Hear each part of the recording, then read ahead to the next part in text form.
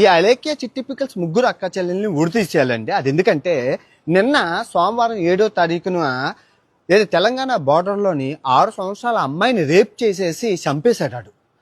వాడి గురించి మీకు తెలియదు, ఎందుకంటే మీరు పచ్చడి తర్వాత ఆంధ్రప్రదేశ్లో వస్తే 12 ఏళ్ల అమ్మాయిని రేప్ చేసేసారు ఎన్టీఆర్ జిల్లాలో. అది మీకు తెలీదు, నిన్న జరిగింది.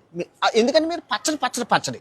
ఆ తర్వాత మళ్ళీ ఆదిలాబాద్లోని నిన్న 7 ఏళ్ల అమ్మాయిని 2 అబ్బాయిలు రేప్ చేశారు. దాని గురించి మీకు తెలియదు, మీరు ఎందుకంటే పచ్చడి.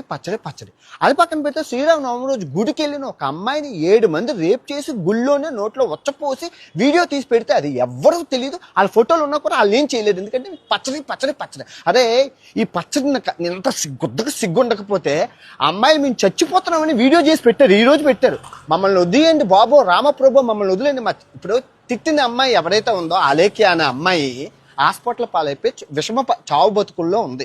దేవుడు శిక్ష చేశారు. వాళ్ళ నలుగురు తండ్రిలే నలుగురు రోడ్డు పాలైపోయి అడుక్కు తింటున్నారు. పచ్చల బిజినెస్ కూడా క్లోజ్ చేసేసారు, యూట్యూబ్ వీడియోలు కూడా క్లోజ్ చేసి ఆయన ఇంకా సావకుండా ఒక్కొక్కటి 10 వీడియోలు, మొత్తం 10,000 వీడియోలు న్యూస్ ఛానల్ కూడా వాటి గురించే మాట్లాడుతున్నారు. ఎందుకంటే డబ్బులు, ఉల్లిపాయలు, టమాటాల కోసం.